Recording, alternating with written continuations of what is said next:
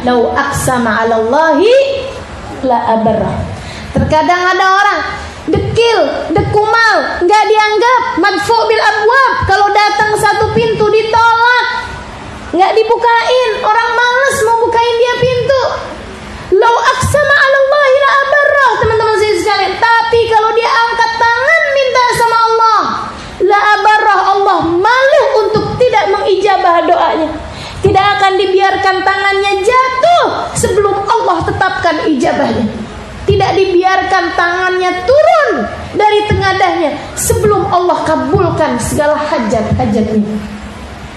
Saudaraku sekalian saya muliakan, sahabat begitu diceritakan tentang itu, orang-orang yang di mata Allah berlian, meskipun di mata manusia hanyalah debu belaka, mereka minta dikasih contoh. Angkat tangan, karena mereka semuanya ingin. Jangan sampai kita memperlakukan orang ini gak benar.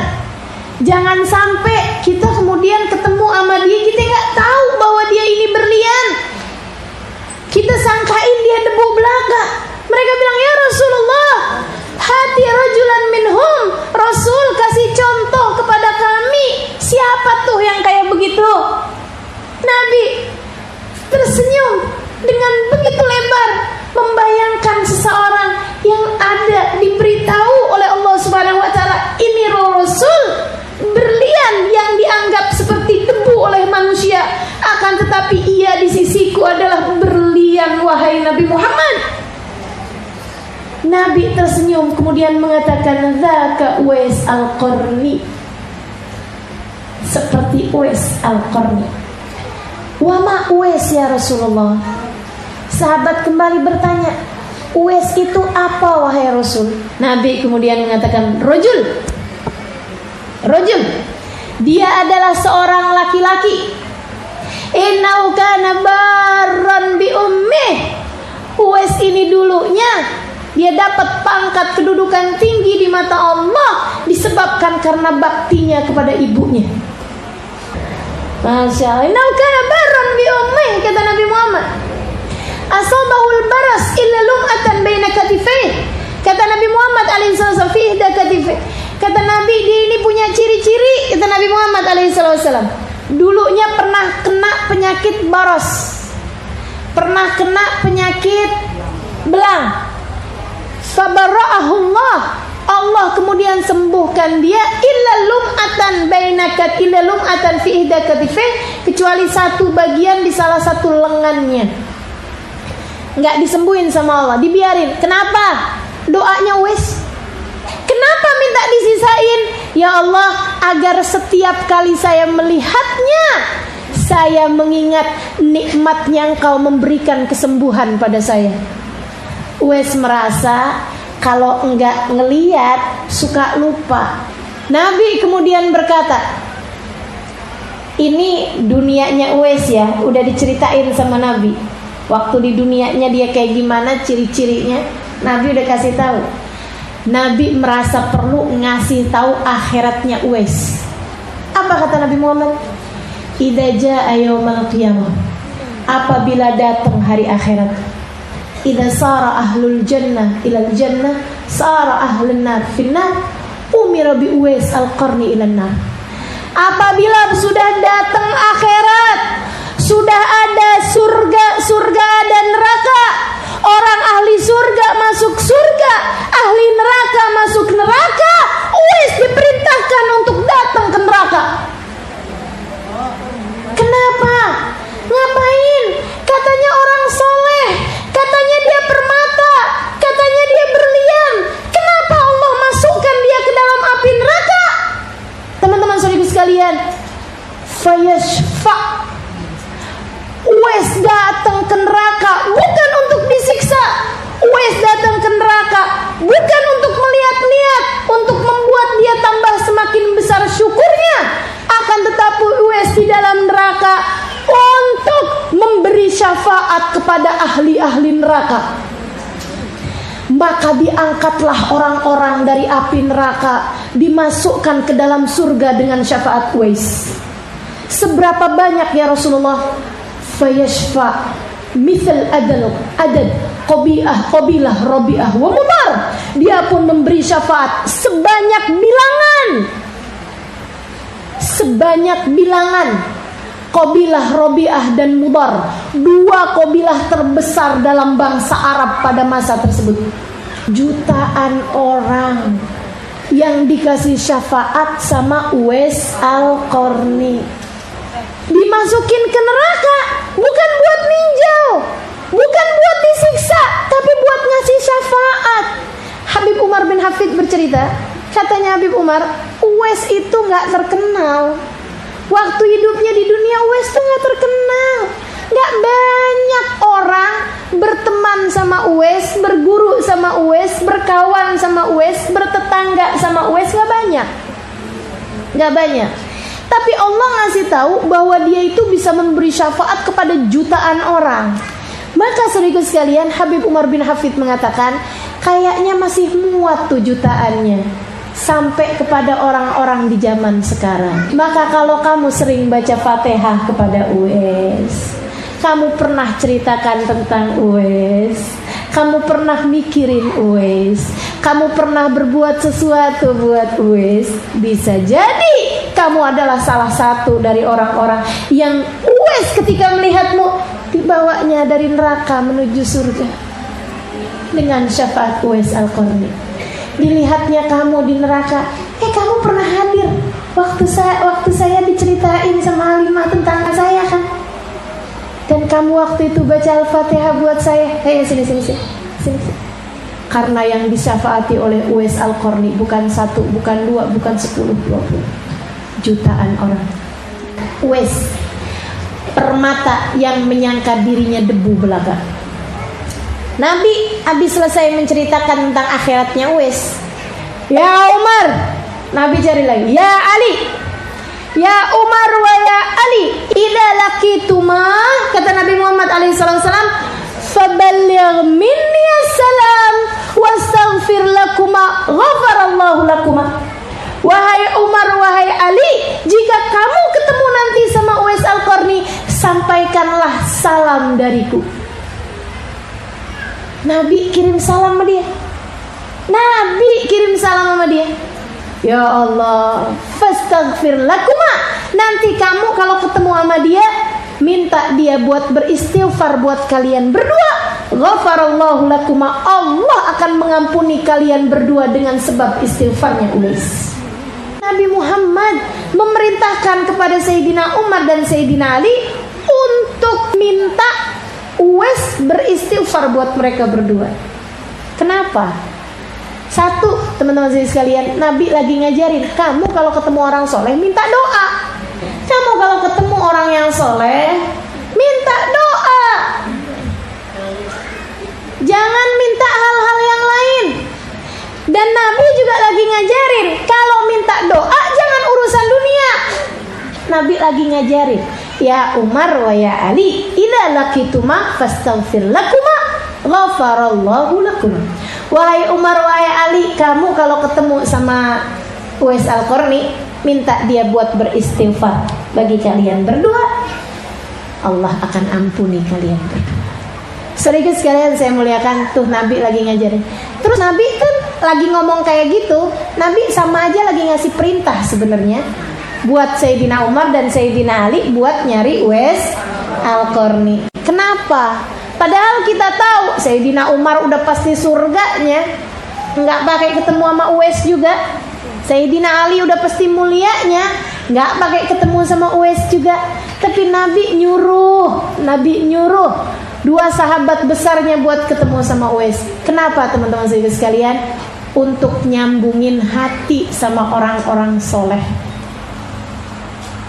Jika bahkan kamu sudah tercinta di mata Allah, kamu masih perlu untuk mencari kawan-kawan, menyambungkan hatimu dengan orang-orang yang tercinta di sisi Allah.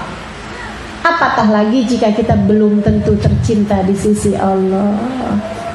Salah satu hal penting yang harus kita lakukan dalam kehidupan, mencari orang-orang soleh untuk kita sambungkan hati, menyayangi, mencintai. berta'alluq, memiliki hubungan hati dengan mereka para kekasih Allah Subhanahu wa taala. Sayyidina Abu Bakar 2 tahun meninggal sesudah wafatnya Nabi Muhammad SAW. Sayyidina Umar setiap tahun masanya haji, beliau cari Uwais Al-Qarni. Wahai semua jamaah Arafah, jamaah haji, silakan semua berdiri sekarang.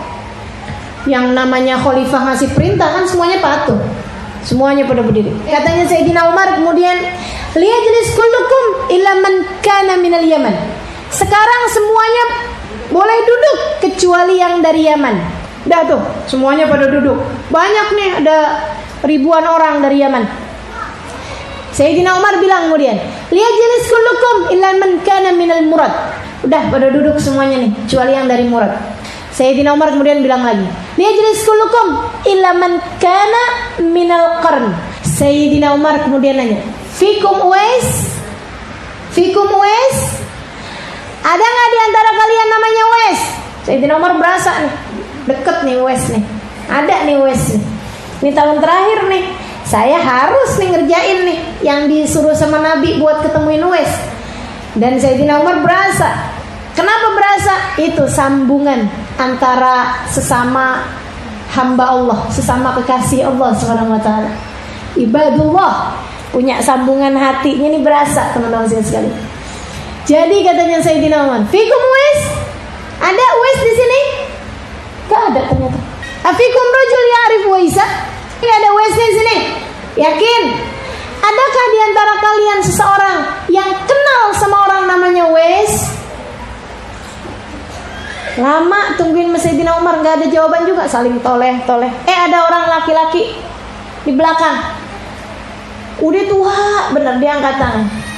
Ya Amirul Mu'minin arif Uwais, walakinnahu yanbaghi an la ta'rif bih. Amirul Mu'minin, saya kenal orang namanya Uwais, tapi kayaknya gak pantas gitu untuk engkau cari dia. Bener-bener banget kata Nabi ya.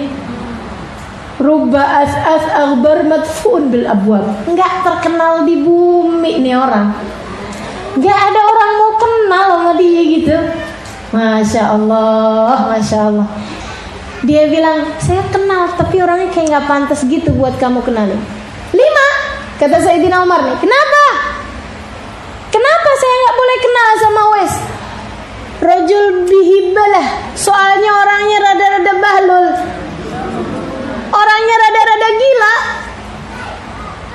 Sayyidina Umar tahu Uwais yang ini dia nih, yang dicari sama dia selama ini. Makanya Sayyidina Umar begitu dengar orangnya bilang rajul bihibalah, orangnya rada-rada gila, Sayyidina Umar marah, merah padam mukanya, ingat hadisnya Nabi. Sayyidina Umar kemudian bilang, bikalah be, yang gila kamu bukan dia. Aina huwal, di mana dia sekarang? Sebenarnya dia pergi haji tahun ini. Dia sebenarnya ikut haji tahun ini, tapi dia wukuf di Padang Arafah. Uwais memilih untuk wukuf di Padang Arafah sambil gembalain kambing di ujung-ujung Arafah. Ya Allah. Dia gembalain kambing kita yang besok mau dipotong. Ya Ali, lebih ya Amirul Mukminin. Yuk kita kerjain amanat Nabi Muhammad buat kita. Lebih wa sa'dik, jalan berduaan. Nyari Uwais Al-Qarni. Dapat di daerah masuk bagian dari Arafah, tapi udah di sudut-sudutnya ada kambing-kambing lagi digembalakan. Tapi orang yang menggembalakannya sedang sibuk antara dia sama Allah. Ruku, sujud, ya Allah, nggak sadar sama apapun yang terjadi. Kambing-kambingnya dititipkan kepada pemiliknya yang hakiki, yaitu Allah Subhanahu wa taala. Sementara dirinya, ruhnya yang begitu berharga, ia persembahkan kepada pemiliknya. Masya Allah, dihadapkannya kepada pemiliknya. Nikmat sholat nih ya, yang kepengen jadi Uwais Al-Qarni. Sibuklah antaramu sama Allah. Gak usah sibuk sama pandangan orang padamu, gak usah sibuk sama yang dikerjakan ahli-ahli dunia, gak usah sibuk sama apa yang sedang terjadi di dunia ini. Sibuk aja sama apa yang akan terjadi padamu di akhirat. Sibuk aja sama pandangan Allah kepadamu. Habis selesai salam, assalamualaikum warahmatullahi wabarakatuh. Assalamualaikum warahmatullahi wabarakatuh. Ada 2 orang di situ sampingnya. Begitu Uwaisnya habis salam, Sayyidina Umar langsung bangun, Sayyidina Ali langsung bangun. Bangun untuk apa? Penghormatan kepada Uwais Al-Qarni, seseorang yang namanya telah disebut oleh Nabi Muhammad SAW. Meskipun orang semua faham Sayyidina Umar, Sayyidina Ali bukan orang-orang yang gak terhormat, tapi mereka ngerti caranya ngormatin orang. Siapa yang dihormatin? Uwais Al-Qarni. Siapa dia? Penggembala kambing kelihatannya, tapi kekasih Allah, penyelamat jutaan orang dari neraka di hadapan Allah Subhanahu wa ta'ala. Karenanya menghormati akhirat orang tersebut, seperti yang dikabarkan Nabi, Sayyidina Umar Amirul Mukminin, pemimpinnya Sayyidina Umar bin Khattab, berdiri bangun penghormatan kepada seorang penggembala kambing, berdiri. Kemudian keduanya mengucap salam, Assalamualaikum warahmatullahi wabarakatuh. Uwais bingung juga, tapi dijawab salam, Waalaikumsalam warahmatullahi wabarakatuh. Duduk kemudian keduanya. Sayyidina Umar kemudian bertanya, Ma ismuk? Sayyidina Umar nanya, siapa namamu? Sayyidina Uwais bilang, Ana Abdullah, saya hambanya Allah. Sayyidina Ali langsung nyaut, Kulluna ibadullah. Ma ismuk? Siapa namamu? Ana Abdullah, kata Uwais. Katanya Sayyidina Ali bin Abi Thalib, Kulluna ibadullah. Semua dari kita adalah hamba-hambanya Allah. Mal ismal ladzi sammat ummak bih? Apa nama yang ibu kamu biasa panggil kamu? Apa katanya Uwais? Mali wali ismi. Apalah arti sebuah nama? Langsung Sayyidina Umar maju dikit, mohon maaf permisi, kata Sayyidina Umar. Diangkat lengan baju Sayyidina Uwais Al-Qarni yang waktu itu pakai baju ihram, karena sedang dalam keadaan ihram kan. Ditarik ke kain ihramnya, kelihatan di situ ada bekas baros, persis di tempat yang ditunjuk Nabi Muhammad SAW. Taulah mereka, begitu kelihatan barosnya, itu dia, langsung akabba Umar bin Khattab ala yaday Uwais. Sayyidina Umar langsung pegang dan cium tangannya Uwais. Diambil tangannya, dicium dengan penuh penghormatan tangannya Uwais. Habis itu kemudian Sayyidina Ali bin Abi Thalib langsung cium tangannya Uwais, gantian habisnya Umar bin Khattab. Habis itu keduanya kemudian mengatakan, Ya Uwais, inna Rasul sallallahu alaihi wasallam nuballigh ilaika salam. Wahai Uwais, sungguhnya Nabi Muhammad alaihi wasallam menyampaikan salam kepadamu. Assalamualaikum warahmatullahi wabarakatuh. Sayyidina Uwaisnya langsung nanya, Man antuma? Siapa kalian berdua? Ana Ali bin Abi Thalib, wa hada Amirul Mukminin Umar bin Khattab. Sayyidina Uwais langsung berdiri. Apa kemudian dia bilang? Jazakumallah khair ma jaza ummatan an amirih. Semoga Allah membalas kalian berdua sebagai pembalasan, seindah-indah balasan dari rakyat kepada pemimpin-pemimpinnya. Habis itu duduk. Kemudian keduanya, wahai Uwais, istaghfir lana. Beristighfarlah untuk kami berdua. Ngerjain amanat Nabi kan? Beristighfarlah untuk kami berdua. Apa jawab Uwais? Istighfari li jami'il muslimin. Istighfar saya buat semua umat Islam. Wahai Uwais, bagaimana jika saya ketemu sama pemimpin kamu, dari Murad, saya kasih sama kamu bulanan dari Baitul Mal. Apa katanya Uwais Al-Qarni? La taf'alu, janganlah kalian kerjakan seperti itu. Kenapa gitu Uwais? Nih katanya Uwais, karena saya menggembalakan kambing untuk 2 dirham setiap hari. Saya makan yang 1 dirham dan saya bersedekah untuk yang 1 dirham.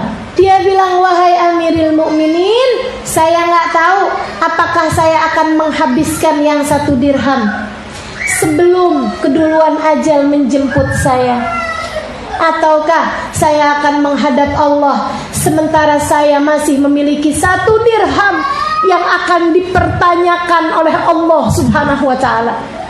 Saya takut kalau saya nanti mati harus mempertanggungjawabkan, kenapa kamu masih memiliki dunia yang belum kami habiskan untuk hari kamu itu, wahai Uwais. Wahai Amirul Mukminin, saya punya 2 buah baju. Saya pakai yang 1, saya cuci yang 1-nya. Saya nggak tahu apakah saya akan membuat keduanya lapuk sebelum ajal saya datang, ataukah keduluan ajal sementara 2 pakaian tersebut masih bagus saya miliki dan akan jadi hisab saya di hari akhirat nanti. Wahai Amirul Mukminin, sesungguhnya mahsyar panjang, sesungguhnya hisab panjang, sesungguhnya jembatan panjang. Tidak ada yang selamat di hari akhirat illal mukhaffifun, kecuali orang-orang yang ringan. Itu Sayyidina Umar dengar ucapannya Uwais Al-Qarni, pukul-pukulin tongkat ke tanah nih, pukul-pukulin tongkat dengan air mata berlinangan. Ya wailakum lima walaitum Umar, ya wailakum lima walaitum Umar, ya wailakum lima walaitum Umar. Allah, kenapa kalian mengangkat Umar jadi khalifah? Bagaimana hisab saya di akhirat? Kenapa kalian mengangkat Umar jadi khalifah? Betapa sangat panjangnya hisab yang harus dirasakan Umar bin Khattab. Saudariku sekalian, saya muliakan. Dah, habis itu kemudian keduanya pamitan berpisah sesudah Uwais Al-Qarni baca doa dan diaminkan oleh keduanya, kemudian berpisah. Beberapa bulan kemudian Sayyidina Umar bin Khattab meninggal dunia. Jadi sekalian, dari semua ini ada satu kisah yang ingin saya sampaikan dari awal. Ingat Uwais, ingat ini sebenarnya saya. Uwais itu di masa-masa akhir kehidupannya nggak bisa lagi menggembalakan kambing. Beliau makan dari sampah, nyari-nyari sampah, kalau ada buah masih bagus gitu ya, beliau akan bersihin kemudian dimakan. Itu pun kalau masih ketemu buah yang utuh beliau sedekahkan. Sehingga sekalian, satu ketika beliau lagi nyari-nyari sampah, timbunan sampah kayak bukit gitu ya, ada anjing. Dia begitu melihat anjing, dia bilang, ya kalb, kul mimma yalik wa ana akul mimma yalini. Wahai anjing, makanlah dari yang ada di sisimu, aku akan makan yang ada di sisiku. Jangan lewatin tempatku, aku gak akan lewatin tempatmu. Ya kalb, in ana jawaztu sirat fa ana khairun mink. Anjing, kalau nanti di hari akhirat saya bisa lewat jembatan sirat, selamat saya masuk surga, saya lebih baik darimu. Maaf, walakin illam ujawiz sirat, tapi wahai anjing, jika nanti di hari akhirat saat lewat jembatan sirat saya nggak selamat sampai di ujungnya. Kalau saat lewat jembatan saya terjerumus disebabkan dosa-dosa saya, kekhilafan saya kepada Allah, lupanya saya kepada Allah, dan saya harus tenggelam masuk ke dalam api neraka. Kalau anta khairun minni, wahai anjing, kamu lebih baik dariku, kamu lebih baik dariku. Aku akan berharap andai menjadi kamu hari ini, wahai anjing. Ini kekasih Allah, teman-teman sekalian. Demikian cara mereka berpikir. Demikian cara mereka memandang diri mereka. Dan inilah kita, ngelihat si fulan kita merasa diri kita lebih baik dari dia. Ngelihat si Faltan kita merasa diri kita lebih baik dari dia.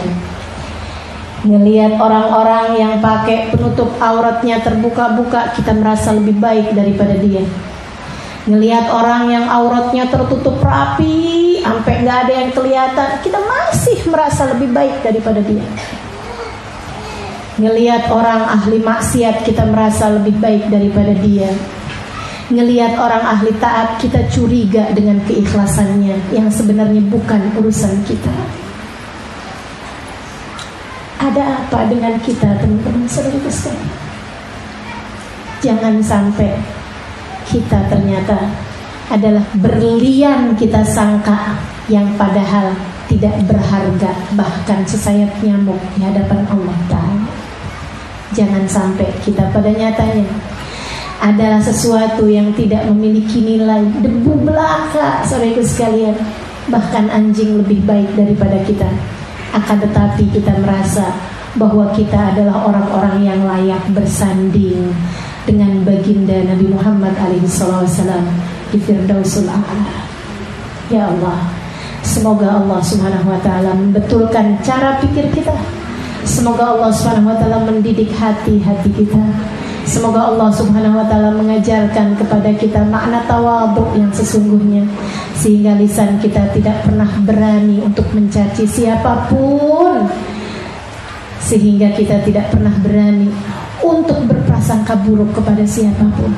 Semoga Allah Subhanahu wa taala menjadikan kita orang-orang yang selalu dalam pendidikan Allah, dalam rahmat Allah, dalam ampunan Allah, dalam kasih sayang Allah, insyaallah. Amin.